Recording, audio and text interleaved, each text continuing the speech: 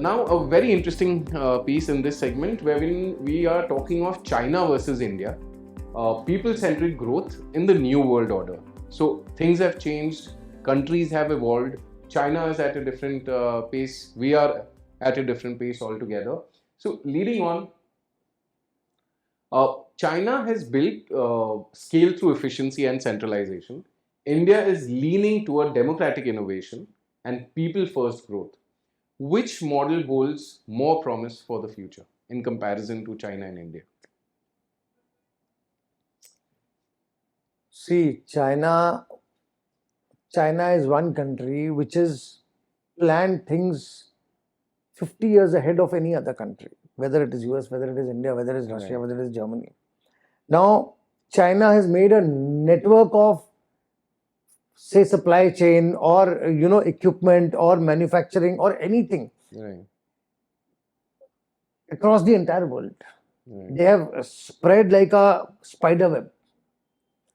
You go to any industry, you will find Chinese equipment. Right. You go to any place, you will find something or the other Chinese technology, True. True. or you will find Chinese people. Right. Now, in US also, there are various universities and various sectors where you will find Chinese citizens. Maybe they have become US citizens, but they are Chinese. Right. Right. They have become US citizens, but they are Chinese. True. And the system of China is very different from any other country. Even if you are US citizen, you are somehow linked to China. Right. You can't say no to the orders of China. Okay. That's interesting. It is an unwritten law. You cannot say no. Like some Indian citizen is settled in US and no more Indian citizen, we don't have any influence of that person. Correct. But here they have. How they have, it's a different question altogether. Right. So the Chinese have spread like a spider web all over the world. Right. Yes, our Indian context is that we have realized this for the past 15-20 years and we have started taking steps. Right. Like whether it is education, whether it is industrial growth, whether it is make in India or made in India initiative, that yes, we should start manufacturing our own equipment. Right. I was working in a port. My first corporate job was in a port. Mm-hmm. So all those cranes, huge cranes you see in a port, Right. Yes. the entire technology is Chinese. Another one, Correct. Right. they used to be Chinese engineers to come and repair those cranes. So this is just a small example I am giving. Right. There are many industries which are totally Chinese heavy. So if the world wants to say that we will get rid of China, no, that is not happening in the immediate future. Right. Maybe. So, but we compare China to India. So China is leading through centralization, through Yes. focused, through scale and efficiency. Yes. But India is more on a democratic version of things, right? Right. So talking about China being everywhere, like you said. So they've progressed to where they are today because of centralization, because of scale, because of efficiency. Whereas India is on a democratic, has a democratic way of doing things. So if I have to ask you, why is India not there where China is? What would your take be on that? See, India is not there where China is today. But it is not that we can't reach there. Of course.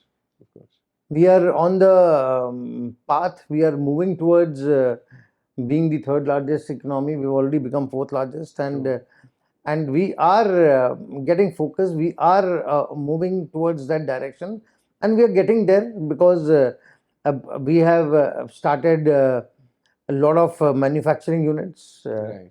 in our country. A lot of new manufacturing units are coming. Like a lot of semiconductor industries are coming. A lot of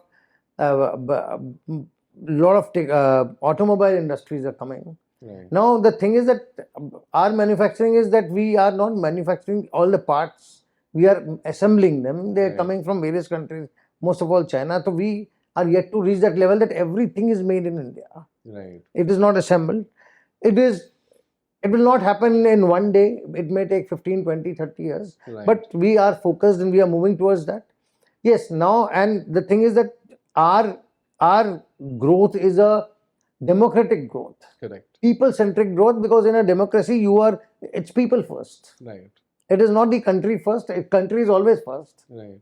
But parallelly, the people are also first. True. You can't, have the dictatorship. Right. So, like in places like China, if you want to open an industry, so to acquire land is not an issue. Right. But in India, if you want to open an industry, so acquisition of land itself is a problem. True. True. You want to start a dam, acquisition of land itself is a problem. You want to make a road, acquisition of land itself is a problem. Because you just can't say कि यहाँ से रास्ता, the road will go from here. So, since it is a democratic country, people-centric country, people first, so it takes time. It has got its own issues. But in the longer run, I'm sure that this will be a much better model where we are much more developed, we are self-reliant, and at the same time, people are happy. Right. Today also people are happy because we are a democracy. We can speak what we want. We can do what we want. We can go wherever we want to visit. Right. We can eat whatever we want. There are no restrictions. We can follow any religion we want. We can practice any religion we want. True. We can. There is no restriction. Whereas in China, during COVID, again I will say, a lot of videos had leaked of various doctors, giving their testimony regarding how the virus was spread from Wuhan lab and all, and then those voices were quenched, and a lot of doubts were there when the data of people dying in China was revealed. That number of mobile subscribers had suddenly gone down, right, because of the number of deaths which were never revealed to the world. True. But in our country it can't happen. You can't hide facts. You can't do anything which is against the people or against the will of the people. Right. So it will take time, but yes, we are on that path. True. And we'll reach there. Very maybe good another answer. 20-25 years. Absolutely. Very good answer, sir. So what do you think, sir? What must India focus on in terms of people policy, education and employment to win the global talent game? Yes, I think one of the things that we can talk very proudly about is our institutions that we have in the country, which is ultimately driven by the people, whether Right. it is space research, whether it is into, see, when we became independent, we have to understand there was not even a needle Absolutely. that we produced. From there, whether it is the Tata Group or various other corporates, various other organizations which donated land. I come from the state of Gujarat, where Vikram Sarabhai and his family donated land on which you have IIM Ahmedabad, the Space Application Center. Interesting. So people have actually kind of over a period of time contributed to that. Even before that, if you look at, India has a very rich legacy of its royal families contributing enormously to education. True. Take for example Shantiniketan University. I don't think anything like that exists in Asia. There are institutions like that in Europe and America, but not at least in other countries. Right. And this was done by Rabindranath Tagore with help of the Maharaja of Tripura and Manipur. And a lot of people probably don't know those kings actually. The Maharani of Tripura sold her jewelries to contribute to that. Right. So this is something which is very unique. So we have a very rich foundation of human resource. Whether it is Nalanda and Takshashila as university, there are other 7 other well-known universities. So we had that. What happened is that during the colonial period and before that, during the wars and invasions of the medieval period, much of it got destroyed. So now we have to revive that. And I think post-independence, gradually we are moving in that direction. To compete with China, or rather I would say, put it this way, that we don't have to compete with anybody. We have Right. to scale ourselves. We have to evolve ourselves the way we want, what we feel is the right for the people of this country. And what are the three things that is most important thing? We should have a very robust education system which is accessible to all, Mm-hmm. which does not discriminate based on economic status of that person, Right. because not everybody can afford every kind of education.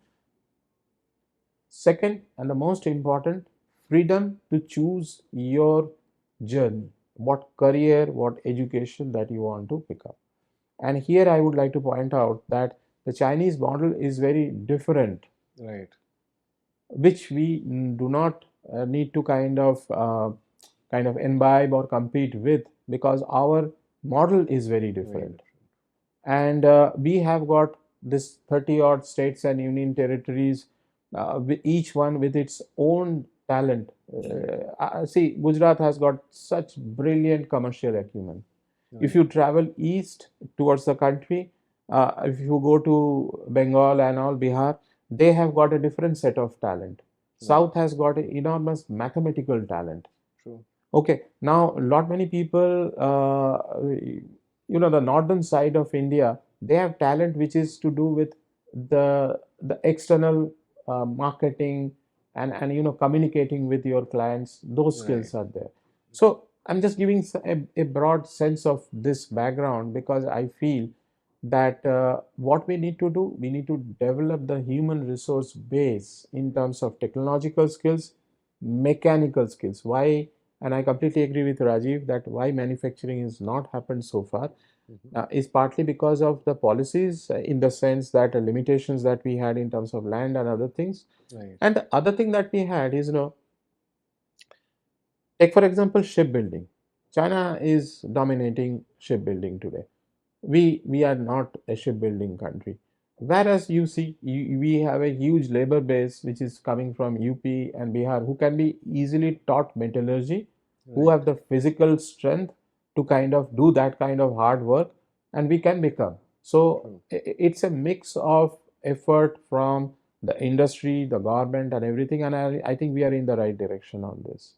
Interesting. Though the pace probably is slower, which Right. needs to be accelerated, and our dependency on any goods and services from China must be reduced to kind of make sure that our national security and our economic interest, and most importantly, the Right. interest of the people in the long run.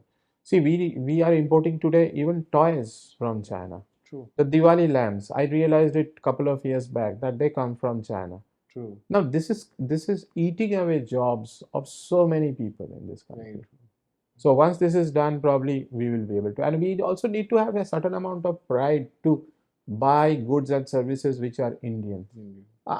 Many countries when I have traveled, I've seen the Indian cars on the road.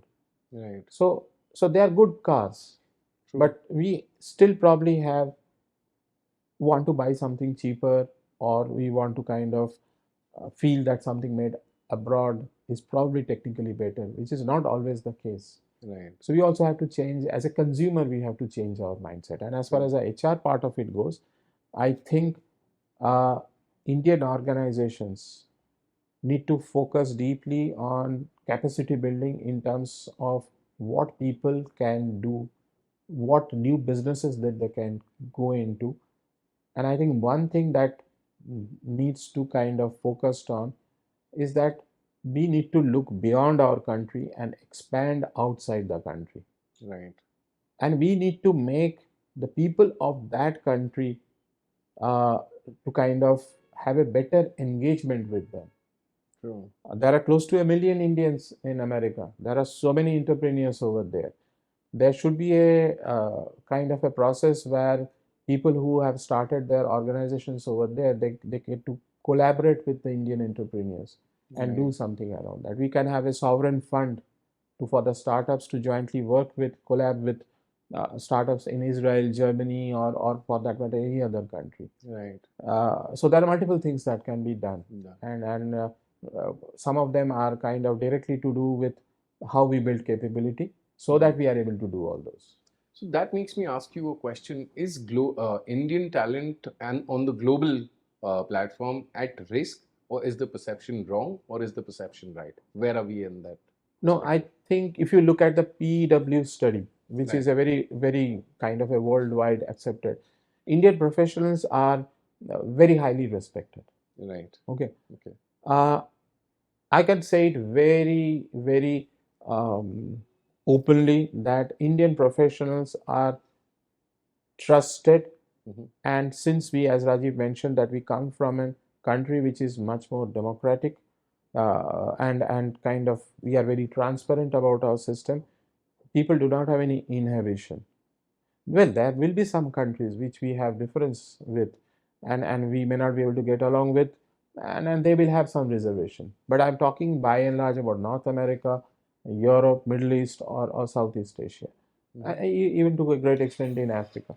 So I don't think there is any threat. What has happened in the last couple of years probably is that what you probably are referring to is a little bit of a disturbance and dissonance around a section of Indians misbehaving or something like that.